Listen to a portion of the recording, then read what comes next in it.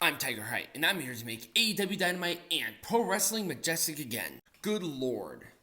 Seriously, good lord. People legitimately said that this show was stacked, and I'm not sure if they were drunk, blind, or both. I mean, the action was fine, for the most part, but I just kind of wish there was maybe, maybe more of some build-up, maybe something that I should care about, because nothing there happened. And I think I saw the most embarrassing, sad thing I've seen in a long ass time. Let's start off with Orange Cassidy and Claudio Castagnoli for the International Champion. This was your opener. And I love that people were saying, oh, it's about time Claudio Castagnoli gets some gold.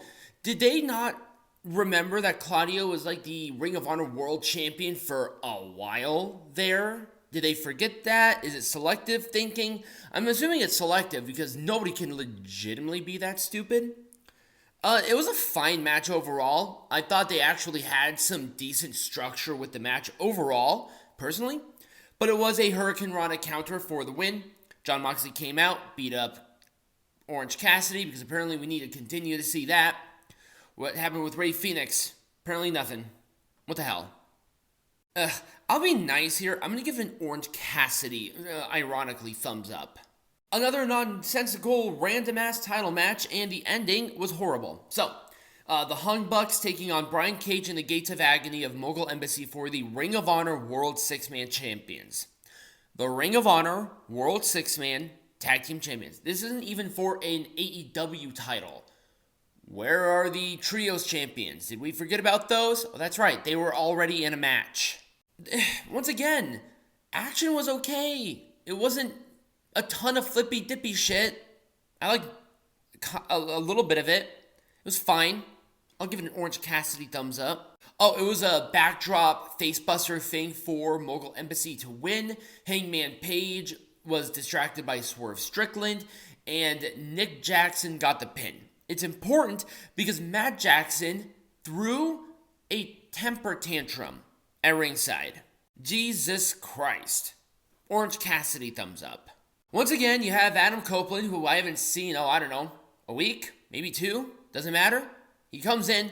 What does he do? Wrestle? No. Talk. Yes, of course. He goes on one side. He knows there's nobody else on the other side. Christian and friends come out. Darby Allin and Sting come out. Edge is the other guy for Full Gear. Is that Sting's last match? Is Full Gear Sting's last match? Or is it Revolution? Either way, I saw this coming a mile ass away. Thumbs down. It was a thumbs down fuck you because at the very least, the promos were done okay-ish. So I'll at least give it that. I know this wasn't in the ring, but every time Tony Khan has an important announcement, it's always gold. Always. The important announcement is that all in tickets, if you pre-register, are November 27th. That was the major announcement. Oh, and not only that, they are still sitting there touting the 81,000 people who were in the building. And we have proof, empirically, can't deny it, that that's a lie. Also, the paid, it's a lie. We have the numbers. It does not correlate. They did impressive at All In, but it wasn't 81K. I think it was 73. Impressive, but not the all-time record. Get over it. And them still sitting there doing this at this made-up number is no excuse. Also, this gets a 2 thumbs down and a fuck you because now Tony Khan has officially gotten to the boy who cried wolf level of just absolute insanity. And that, for me, is being impressively nice. Oh my god, what a waste of goddamn time here. Jericho and Omega taking on Cool Hand Angelo and Matt Menard. Judas Effect for the win. It was a nothing sandwich. Did Omega actually get into the ring at all? I was halfly paying attention because I knew who was going to win. It was a one-sided dominance. But the ending. Don Callis' family comes out.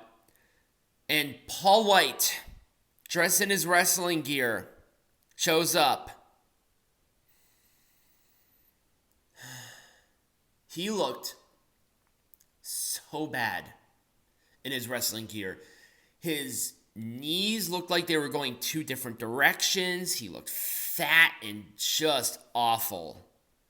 The dude can barely move. Oh my god. And like literally just for that alone, it gets a thumbs down and a fuck you. And that's being really nice. That's being so damn nice. Our next match for the AEW Women's World Champion. Oh, by the way, third title defense in 7 days. Yeah, no, this title means absolutely nothing. Hikaru Shida defending the AEW Women's World Champion against Willow Nightingale. Willow Nightingale lost a contenders match, I think, not last week, but the week before.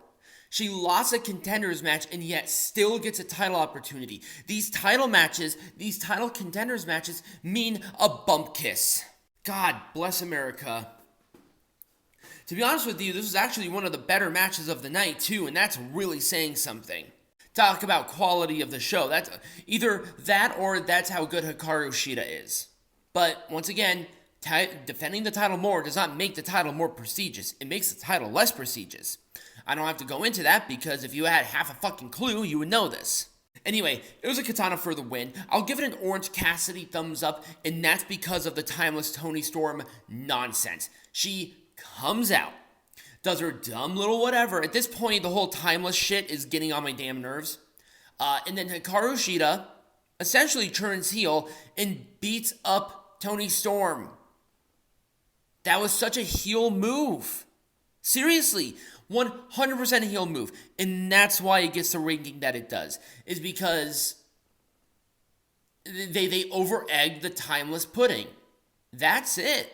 They ruined it for me. A good gimmick, and they overdid it. They overdid it with 20 segments backstage, multiple run-ins, and pretty much every women's match between literally when Timeless was really starting to catch fire and now, and it started to get on my nerves. Also, she gets the world title match at Full Gear. Why? And in our main event, totally embarrassing, Bullet Club Gold versus the Acclaimed and MJF. Yeah, the Acclaimed were the three.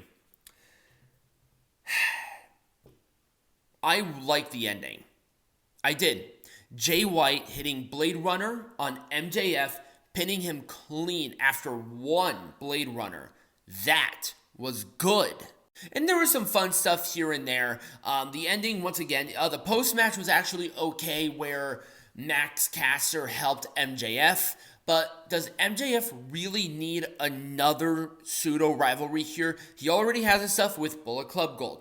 He already has his stuff with Adam Cole. He already has his stuff with Roderick Strong in the Kingdom. Does he really need this stuff with the Acclaimed? Does that really need to happen with him? Because once again, you're over-egging the already basically trashed pudding. I'm sorry. This whole feud, this whole title reign has been a mitigated failure. I'm going to give it an Orange Cassidy thumbs up.